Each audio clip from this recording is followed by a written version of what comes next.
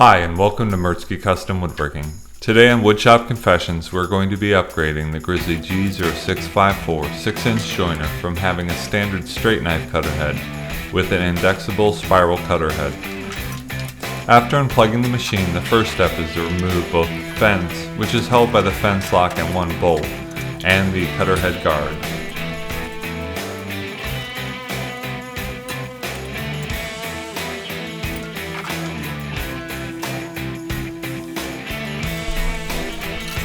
To access the V-belt, you must remove the belt guard and back plate. This is also a good time to lower both beds of the joiner to give plenty of room around the cutter head.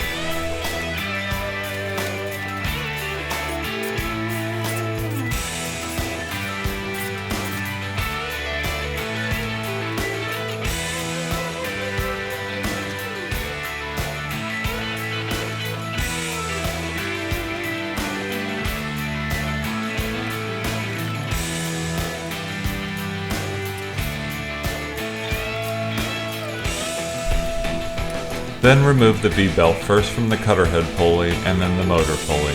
I was able to slip the V-belt off without loosening the motor mounts. This next part was probably the most challenging for me, while removing the old cutter head and installing the new cutter head, mostly due to the limited space.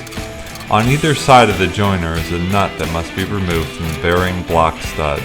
These two studs are what holds the cutter head in the joiner. Once both nuts are removed, you can slide the cutter head up and out of the joiner. To install the new cutter head, you must screw in the bearing block studs and then insert it in the joiner. Once again, this part was a joy to do since I have such big hands and very little room to thread the nut onto the bearing block stud.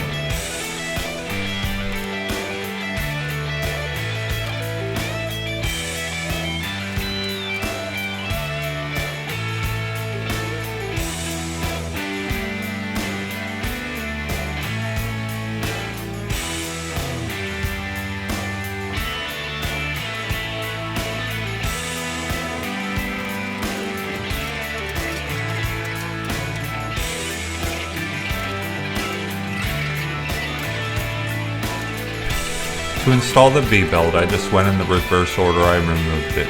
First the motor pulley, and then the cutter head pulley. To check the parallelism of the new cutter head with the outfeed bed, I used a straight edge and some feeler gauges.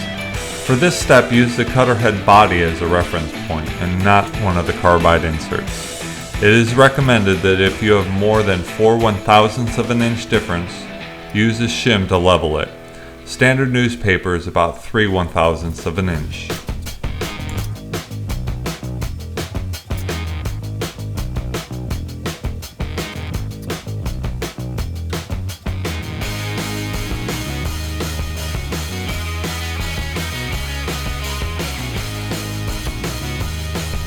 Once you've verified that everything is parallel, you must set the height of the outfeed table to what is referred to as the top dead center of the cutter head. This means that the outfeed table is level with the cutting edge of the carbide inserts.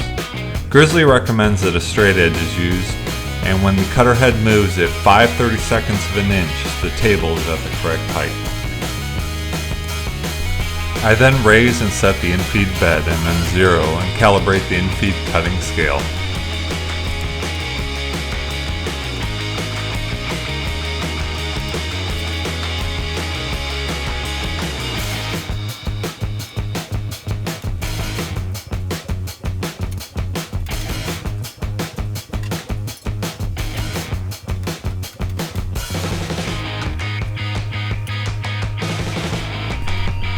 At this point, you can reinstall the belt guard and back plate.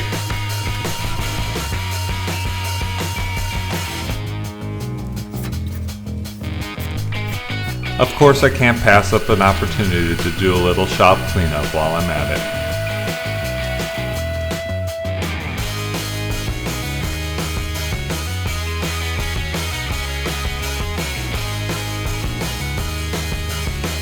Since I already had the joiner partly disassembled, I thought it was a good idea to do a little regular maintenance.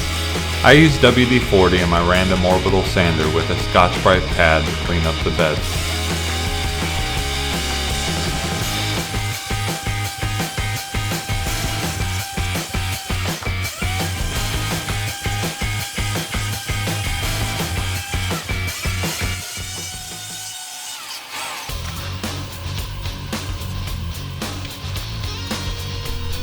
Once the beds are clean, I try and remove as much of the WD-40 residue as possible with a clean shop towel.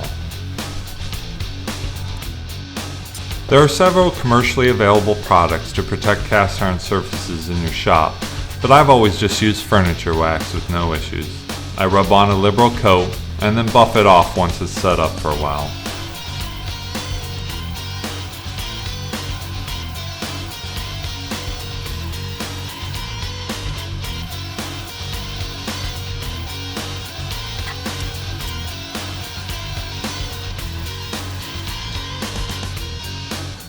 I find it easier to clean up and wax the fence while it's on the joiner.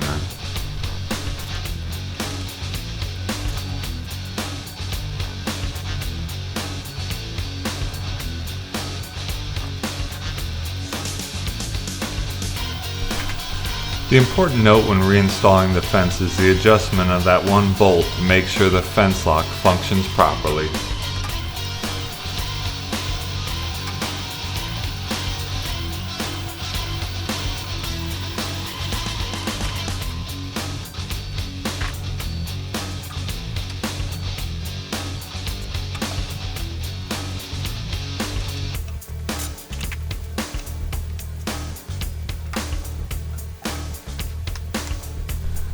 I got a little carried away here in making sure the fence was square with the bed before installing the Cutterhead guard. Guess I'll be redoing this a little later.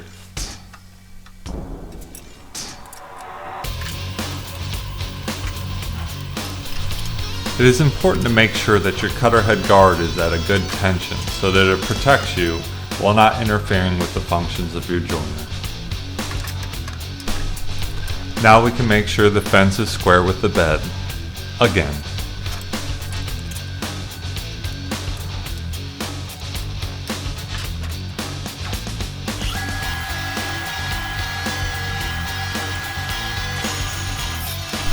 To make sure I have the infeed bed set properly, I use a scrap piece of wood to make sure it is only taking a 30/2 of an inch per pass.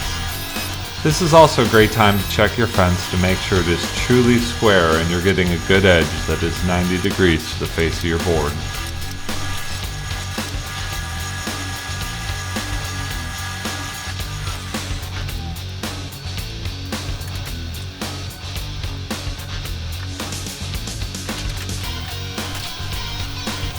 I couldn't help but run another scrap piece of rough cut lumber across the new Cutterhead just to see how clean a face it makes. And with that, we'll call this upgrade a wrap. Thanks for watching and I hope this video was helpful. Until next time.